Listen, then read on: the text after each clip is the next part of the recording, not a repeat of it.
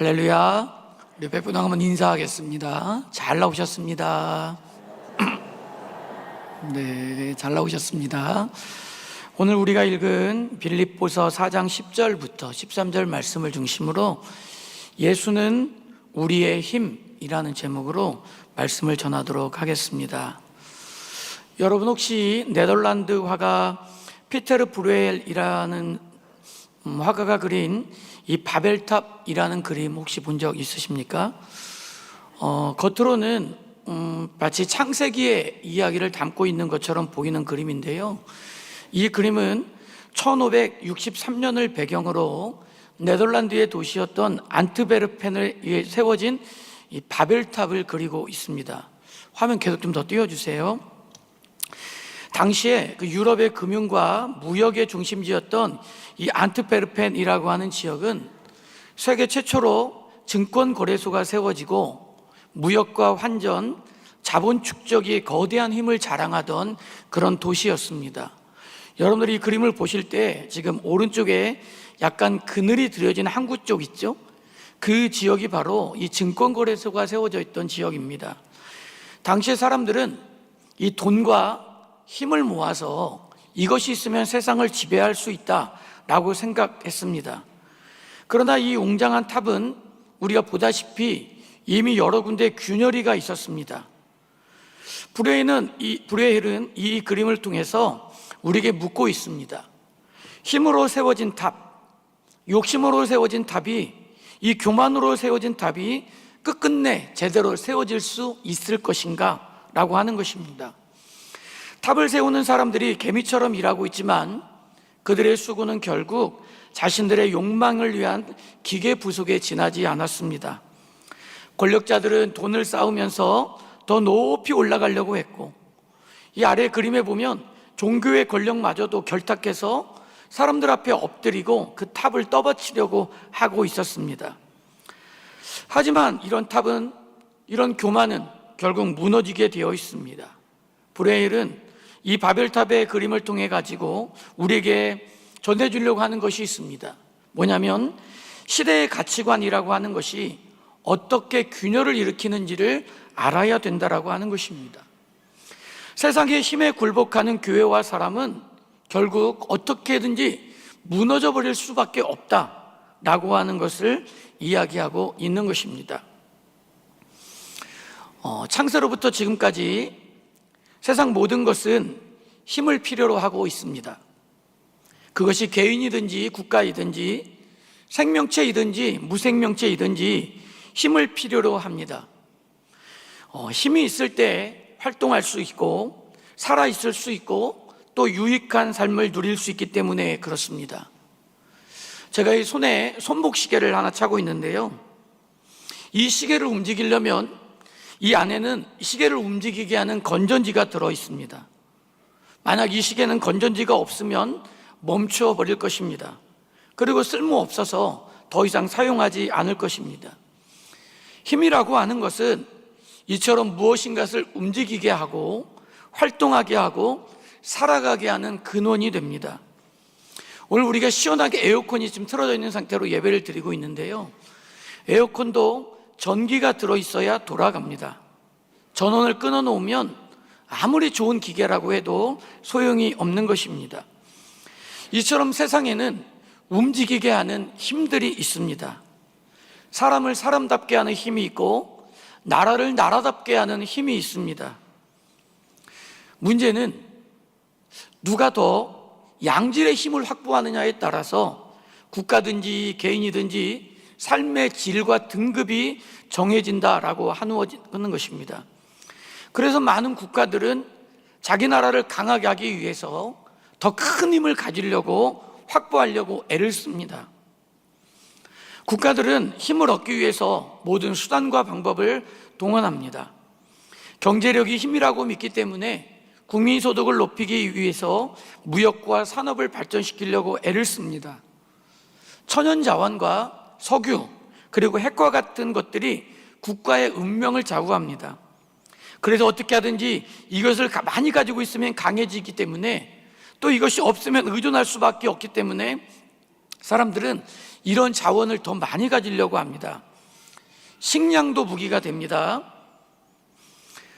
우리가 값싼 수입 농산물에 김들여지다 보면 우리는 나중에는 식량 종속국이 될 수밖에 없습니다. 그러므로 농사는 포기할 수 없는 것입니다. 군사력도 빼놓을 수가 없습니다. 얼마나 훈련된 군인을 가지고 있느냐, 그리고 어떤 무기를 가지고 있느냐에 따라서 나라의 안전이 결정되기 때문에 그렇습니다. 오늘날은 과학과 기술의 발달이 아주 국가에 큰 힘이 됩니다. 그래서 국가들은 경쟁적으로 공부하고 유학 보내고 연구하고 개발하는 데 온갖 힘을 쏟습니다. 기술력을 높이고 과학의 수준을 끌어올려야 국가 경제에서 살아남을 수 있기 때문에 그렇습니다. 힘을 얻기 위해서는 우리 개인들도 마찬가지입니다. 많은 사람들이 돈을 벌려고 애를 씁니다. 여러분, 왜 그렇습니까? 돈이 힘이라고 생각하기 때문에 그렇습니다. 건강 또한 힘이 됩니다. 돈을 아무리 많이 벌어도 건강을 잃으면 아무 소용이 없습니다. 그래서 사람들은 건강을 지키기 위해서 운동을 하고 좋은 약을 챙겨 먹고 병원에서 검진을 받으면서 건강을 지키기 위해서 무진 애를 씁니다. 지식도 힘이 됩니다. 아는 것이 힘이라고 해서 요즘은 연세가 많은 분들도 공부하고 자격증 따고 기술을 배우고 능력을 개발하는데 힘을 쓰는 것을 볼 수 있습니다. 우리가 명예를 높이고 출세하는 것도 힘이 됩니다. 사람들에게 내 이름이 알려지면 막강한 영향력을 갖기 때문에 그렇습니다. 그래서 사람들은 유명해지려고 하고 출세하려고 애를 쓰는 것입니다. 여러분, 이것처럼 우리가 세상을 살아가는 데는 힘이 필요합니다. 국가도 힘이 필요합니다. 개인도 힘이 필요합니다. 그래서 사람들은 돈을 벌고 건강을 지키고 공부하고 출세하기 위해서 노력을 합니다. 그러나 무엇보다도 더 중요한 것이 있습니다. 그것은 모든 힘의 근원이 어디에서 시작되는지를 아는 것입니다. 우리는 사방을 쫓아다니면서 힘을 얻을 수 없습니다. 하지만 힘의 근원을 안다면 우리는 그곳에 가서 힘을 얻을 수가 있습니다. 우리가 하나님을 믿는 이유가 바로 여기에 있습니다. 하나님이 힘의 근원이시기 때문에 그렇습니다. 하나님은 말씀 한마디로 천지를 창조하신 전능하신 하나님이십니다. 우리의 생명과 우리의 삶에 필요한 모든 힘을 계획하시고 공급하시고 지금도 채워주시는 분이 바로 하나님이십니다. 하나님은 우리가 힘이 필요한 존재인 것을 아십니다.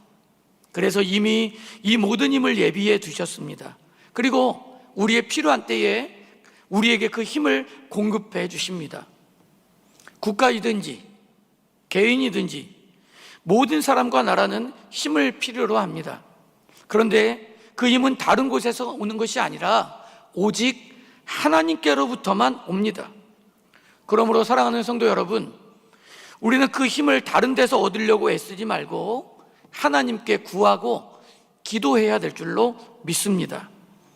우리가 예수님을 믿고 하나님을 떠나지 않고 하나님을 섬기는 가장 중요한 이유가 바로 여기에 있습니다. 예수님, 하나님이 우리의 유일한 힘의 근원이시기 때문에 그렇습니다. 그러므로 여러분, 정말 구체적인 힘을 여러분 얻기를 원하십니까? 약한 사람 되지 않고 강한 사람 되기를 원하십니까? 무능한 사람 되지 않고 능력 있는 사람 되기를 원하십니까? 그렇다면 힘의 근원이 되시는 하나님 안에서 살 수 있기를 바랍니다. 사도 바울은 오늘 우리가 읽은 빌립보서 4장 13절에서 이렇게 고백했습니다. 내게 능력 주시는 자 안에서 내가 모든 것을 할 수 있느니라. 바울은 하나님이 자신에게 능력을 주시는 분으로 알았습니다. 예수 그리스도 안에 있을 때만 참된 능력이 주어지고 어떤 상황에서도 능히 감당할 수 있는 힘이 생긴다는 것을 믿었습니다. 실제로 예수를 잘 믿는 사람은 그런 힘을 공급받게 됩니다. 여러분, 힘은 반드시 필요한 것입니다. 그러나 우리가 여기서 한 가지 더 기억해야 할 것이 있습니다. 그것은 힘이 있다고 해서 다 좋은 것은 아니라는 것입니다. 힘이 있어야 하는 것은 분명합니다만, 그러나 힘이 있다고 무조건 좋은 것은 아닙니다. 힘은 양면성을 가지고 있습니다. 힘이 없어서 문제가 되는 경우도 많지만, 힘이 있어서 더 큰 문제가 되는 경우도 적지 않습니다. 가난 때문에 힘들어하는 경우도 많지만, 부자가 되었기 때문에 더 복잡한 문제에 시달리는 경우도 많이 있습니다. 무식한 것도 문제이지만 오히려 많이 알기 때문에 더 잘못되고 교만해지고 더 큰 죄에 빠지는 경우도 많이 있습니다. 여러분, 우리가 이것을 볼 때 힘 그 자체는 선도 아니고 악도 아닙니다. 물질 자체는 선악이 아닙니다. 출세로 유명해지는 것, 권력을 얻는 것, 좋은 지위를 차지하는 것, 그 자체는 선도 악도 아닙니다. 문제는 힘이 아니고 힘을 가진 사람입니다. 사람이 어떤 사람이냐에 따라서 그 힘은 전혀 다른 모습으로 나타나게 되어 있습니다. 착하고 지혜롭고 훌륭한 사람에게 힘이 주어지면 그 힘은 선하고 유익하고 아름다운 것이 됩니다. 그러나 악하고 어리석고 미련한 사람에게 힘이라는 것이 주어진다면 그 힘은 자신을 망치고 타인을 파괴하는 도구로 사용되고 말 것입니다. 히틀러라고 하는 사람을 생각해 보십시오. 그에게 절대적인 권력이 주어졌습니다. 그러나 그 권력이 선하게 사용되지 않았습니다. 그는 그 힘을 가지고 유대인 600만 명을 학살하는데 그 힘을 사용했습니다. 그로 인해서 독일은 뼈아픈 수치를 겪어야 됐고 전 세계는 수치와 엄청난 고통을 당해야 했습니다. 힘이 잘못된 것이 아니라 그 힘을 가진 사람이 잘못되었기 때문입니다. 힘이라고 하는 것은 이처럼 언제나 중립적입니다. 문제가 되는 것은 그 힘을 어떻게 사용하느냐, 그 힘을 쥔 사람이 누구이냐, 그게 중요한 것입니다. 그렇기 때문에 중요한 것은 사람입니다. 그 사람이 어떤 철학을 가지고 있느냐, 어떤 도덕성을 가졌느냐, 어떤 가치관을 가지고 살아가느냐에 따라서 그 힘은 전혀 다른 결과를 낳을 수밖에 없는 것입니다. 이 존 톨킨이라고 하는 분이 있습니다. 이분이 반지의 제왕이라고 하는 책을 썼는데요, 이 책은 영화로도 만들어졌습니다. 이 책은 절대 반지라고 하는 것을 중심으로 스토리가 진행되고 있습니다. 이 반지는 세상을 지배할 수 있는 이 어마어마한 반지의 힘에 대해서 이야기하고 있습니다. 그래서 사람들은 이 절대 반지를 가지려고 합니다. 그러나 이 힘은 누구에게 주어지느냐에 따라서 결과가 달라졌습니다. 사악한 사람에게 이 반지가 주어지면 그 반지는 세상을 파괴하고는 무기가 되었습니다. 선한 사람에게 이 반지가 주어져도요, 마침내는 그 마음을 부패시키고 유혹시키고 말았습니다. 그래서 결론에 가면 결국 이 반지는 파괴되고 부서져야만 했습니다. 여러분, 이 이야기에서도 오늘 우리에게 이야기해 줍니다. 힘이 문제가 아니라 힘을 쥐고 있는 사람이 문제다, 이야기하고 있는 것입니다. 하나님 안에 서 있지 않은 사람에게 주어진 힘은 결국 자신을 망치고 세상을 무너뜨리는 결과를 낳을 뿐인 것입니다. 우리가 대학을 가기 전에 많은 고등학생들이 어떤 과를 가야 될지 선택하며 고민합니다.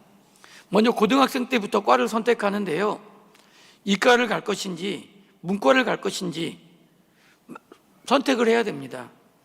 그런데 이때 대부분의 많은 학생들은 이과를 선호합니다. 부모님들도 대부분 자녀들에게 이과를 가라 이렇게 이야기를 합니다. 여러 이유가 있겠지만 문과를 졸업하면 취직할 데가 별로 없기 때문에 그렇습니다. 그러나 여러분, 이것은 매우 위험한 현상입니다. 우리가 문과를 포기하고 도덕이라는 것은 나중 문제라고 치고 문과적인 기초가 약한 채 이과만 발전시킨다면 절대로 우리나라는 건강할 수가 없습니다. 사회가 제대로 서려면 겉으로 보기에는 당장 소용이 없어 보이지만 철학, 문학, 예술 이런 기초들이 반드시 필요합니다. 당장 눈앞에 보이는 이익만 생각하고 돈 버는 일만 중요하게 여겨서 기술과 과학만 생각하고 문과적인 기초와 문학이나 예술을 소홀히 한다면 그것은 절대로 건강한 것이 아닙니다. 기계를 직접 돌리지는 못할지라도 이 사회를 위해서 오늘도 누군가는 음악을 해야 하고 시를 써야 하고 철학을 탐구해야 되는 것입니다. 그 토대 위에 과학도 발전하고 기술도 발달하고 로켓도 쏘아 올리고 경제도 성장해야 나라가 건강할 수 있는 것입니다. 시가 밥 먹여주냐? 철학한다고 기계 돌아가냐? 철학이 무슨 경제 성장에 기여하냐?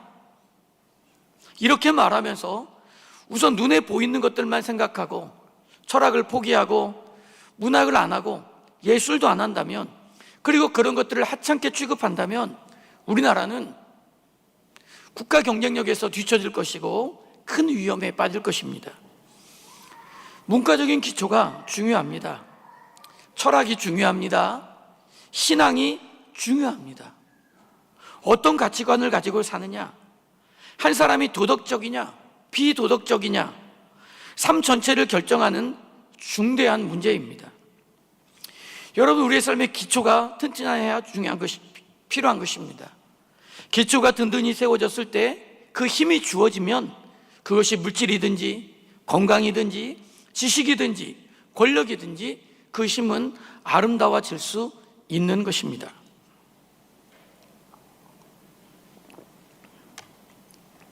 힘에는 두 종류가 있습니다. 아름답게 하는 힘이 있는가 하면 추한 힘이 있습니다. 유익한 힘이 있는가 하면 무익한 힘이 있습니다. 생명을 생산하는 힘이 있는가 하면 파괴하는 힘이 있습니다. 자신과 남을 행복하게 하는 힘이 있는가 하면 자신과 남을 불행하게 만드는 힘도 있습니다. 그렇다면 여러분, 무엇이 힘을 아름답게 할까요? 무엇이 하나님이 주시는 힘을 복되게 합니까? 힘으로 생명을 불어넣고 유익하게 하고 선하게 하기 위해서 가장 중요한 것은 바로 그 힘을 쥐고 있는 인간이 어떠한 사람이냐가 중요한 것이죠. 옛날에 서울 강남이 개발될 때의 이야기를 여러분 들어본 적 있습니까? 하루아침에 땅값이 오르면서 농사를 짓던 분들이 하루아침에 상상할 수 없는 부자가 되었습니다. 그런데 갑자기 부자가 된 분들 중에 부자가 되어서 망한 사람들이 참 많습니다. 왜 그런 줄 아세요? 평생 농사만 하고 부자가 될 연습을 한 번도 한 적이 없는데 돈을 다룰 준비가 되어 있지 않았기 때문에 돈에 대한 철학과 가치관이 서 있지 않았는데 갑자기 돈이 밀려 들어왔습니다. 사람들이 사장님 하면서 사람들을 술집으로 요정으로 데리고 다니면서 술도 먹고 맛있는 음식들도 먹었습니다. 근데 그러다 보니 이들이 가정도 잃어버리고 건강도 잃어버리고 재산도 잃어버린 사람들이 많이 있습니다. 사람이 준비되어지지 않았는데 준비되어지지 않은 사람에게 힘이 주어지니까 그 힘이 온당한 힘이 될 수가 없었던 것입니다. 이 조지 오웰이라고 하는 사람이 쓴 책 중에 동물농장이라고 하는 책이 있습니다. 이 책을 보면 힘을 준 집단이 어떻게 변질되는지를 보여줍니다. 이 책의 내용을 보면 동물들이 인간의 억압에서 벗어나서 평등하고 정의로운 세상을 만들자고 외쳤습니다. 그래서 게으르고 나태한 자신의 집주인을 몰아냈습니다. 그리고 동물들이 다스리는 그런 농장을 만들었습니다. 그런데 이 동물 중에 돼지가 가장 지혜롭다고 생각을 해서 돼지를 지도자로 세웠습니다. 그런데 시간이 지나면서요, 이 지도자가 된 돼지들이 점점 인간을 흉내내기 시작했습니다. 그래서 인간처럼 행동하더니 나중에는 인간보다 더 악한 존재가 되어서 이 동물들을 지배하는 그런 상태가 돼버리고 말았습니다. 처음에 이 동물농장의 구호가 있었는데요, 그거는 뭐였냐면 모든 동물은 평등하다라는 구호였어요. 그런데 어느 순간 이 모든 구호 뒤에 다른 것이 붙어버렸습니다. 모든 동물은 평등하다, 그러나 어떤 동물은 더 평등하다. 이런 모순된 구호로 바뀌어버리고 말았던 것입니다. 이렇게 힘이 잘못된 손에 들어가자 결국 공동체가 무너져버리고 말았습니다. 여러분, 신앙과 도덕적인 기초가 없는 힘은 이것과 같습니다. 이런 힘은 반드시 부패하게 되어 있습니다. 사랑하는 성도 여러분, 사람이 아름다워야 돈도 아름다워집니다. 사람이 훌륭해야 지식도 훌륭해지는 것입니다. 사람이 훌륭하고 가치관이 있어야 국가도, 사회도, 경제도, 사람도 세상을 축복하는 방향으로 나가고 훌륭해질 수가 있는 것입니다. 그렇다면 무엇이 사람을 아름답게 합니까? 무엇이 사람을 훌륭하게 할까요? 여러분, 돈은 사람을 아름답고 훌륭하게 하지 않습니다. 오히려 사람이 돈을 훌륭하게 하고 아름답게 할 수 있습니다. 지식이 사람을 아름답게 합니까? 아닙니다. 사람이 지식을 훌륭하게 하고 아름답게 할 수 있는 것입니다. 사람은 돈보다, 지식보다, 그 어떤 것보다 훨씬 우월한 존재입니다. 세상에 그 어떤 것도 인간을 훌륭하게 하고 아름답게 할 수 있는 것은 없습니다. 여러분, 무엇이 사람의 삶을 아름답게 할까요?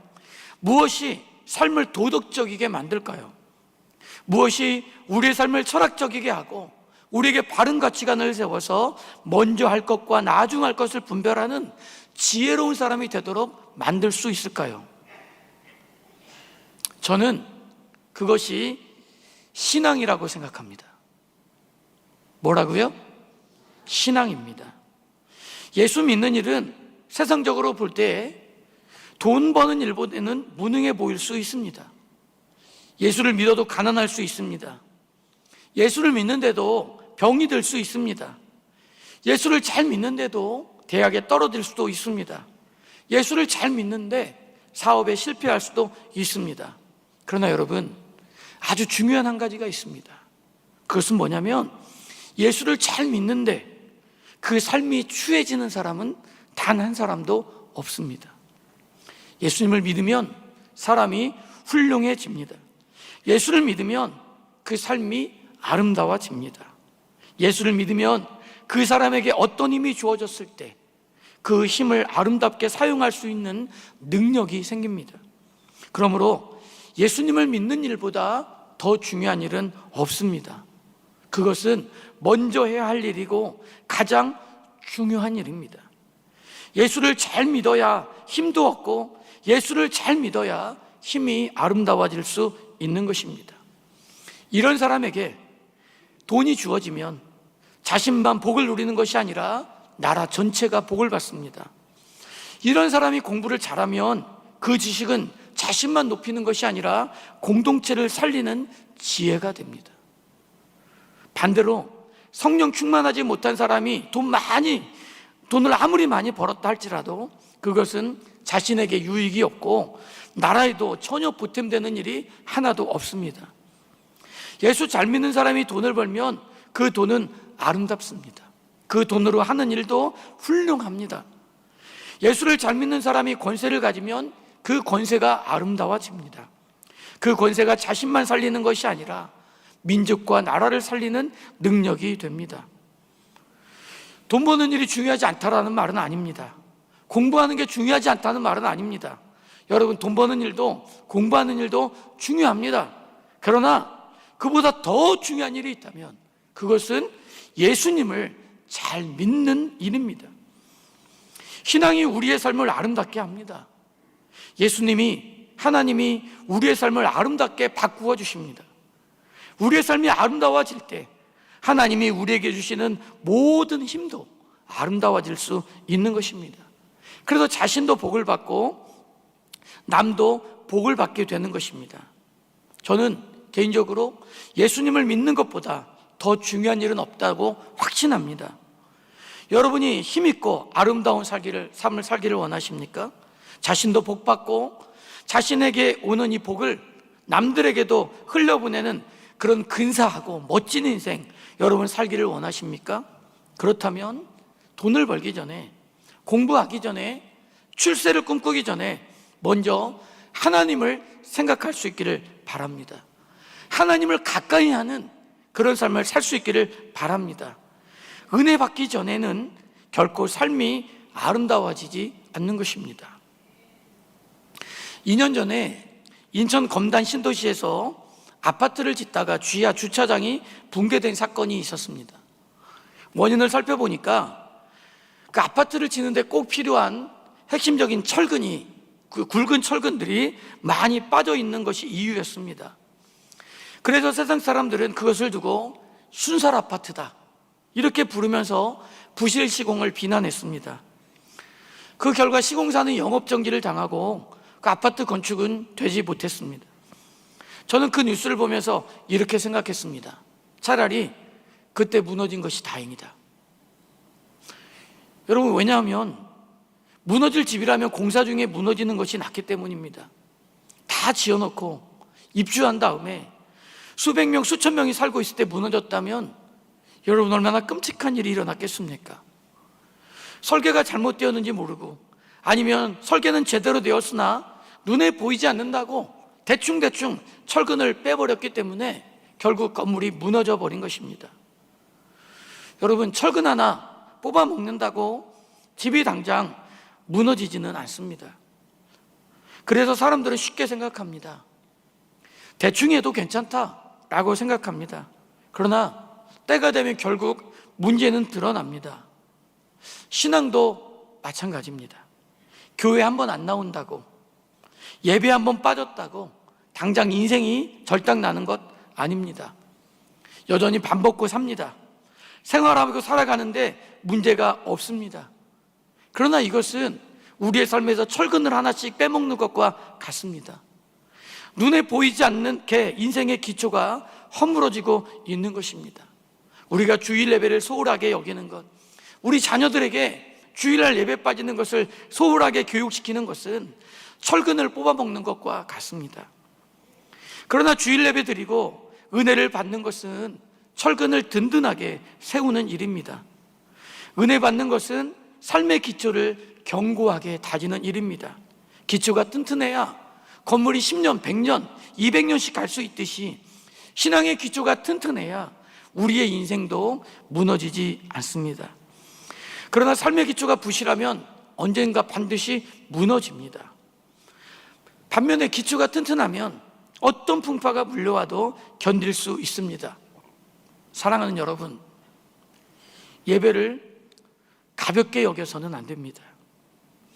은혜 받는 일을 게을리해서는 안 됩니다. 매일매일 하나님 말씀을 보고 우리가 하나님 말씀을 붙들고 기도하는 것 쉽게 여기지 마십시오. 그것이 곧 여러분들의 인생의 기초를 세우는 철근 공사입니다. 삶의 기초가 훌륭해져야 우리의 인생이 훌륭해지고 우리의 삶이 아름다워질 수 있는 것입니다. 바라기는 힘을 가지고 자신과 나라와 민족을 축복하는 그런 사람 될 수 있기를 바랍니다. 그렇게 하기 위해서 무엇보다 먼저 힘이 근원이 되시는 하나님과 늘 동행하는 삶을 살아가는 것이 중요합니다. 힘을 힘되게 하고 복되게 하고 아름답게 하시는 하나님을 귀하게 여기실 수 있기를 바랍니다. 예수님을 열심히 믿는 여러분들 될 수 있기를 바랍니다. 만약에 예수님을 믿는 일을 게을리 하려거든 차라리 아무것도 안 되는 게 낫습니다. 신앙이 없으면 차라리 가난한 것이 복입니다. 신앙이 없으면 차라리 무지한 것이 자기와 남을 위해 더 나을 수 있습니다. 신앙 없이 성공하면 그 힘은 반드시 자신을 망치고 남도 파괴하기 때문에 그렇습니다. 그래서 믿음을 게을리 하려거든 실패하는 것이 낫습니다.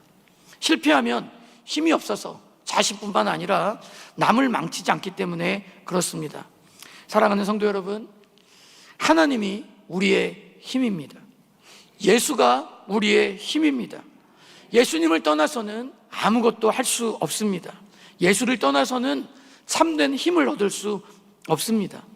잠시 우리가 세상에서 힘을 얻는다 해도 그 힘은 우리를 망치는 것이 되고 말 것입니다. 그러므로 오늘 이 자리에 오신 모든 여러분들, 예수님 더 열심히 믿는 여러분들 될 수 있기를 바랍니다. 혹시 오늘 이 자리에 계신 분들 가운데 그동안 교회는 나왔지만 마음 가운데 진심으로 우리 예수를 주로 영접하지 않고 믿지 않는 분들이 계신다면, 여러분 이 시간 우리 마음 가운데 깨닫고 새롭게 다짐하고 예수 그리스도를 믿고 예수님을 구주로 주인으로 영접하는 여러분들 될 수 있기를 바랍니다. 그럴 때 여러분들에게 주어지는 그 힘으로, 축복으로, 아름다움으로 여러분들이 복된 생명을 얻게 될 줄로 믿습니다. 이번 한 주 다시 한번 여러분들의 신앙을 돌아보고 신앙의 기초를 새롭게 하고 믿음 가운데 굳건하게 세워지는 여러분들의 삶이 되시기를 주님의 이름으로 축복합니다.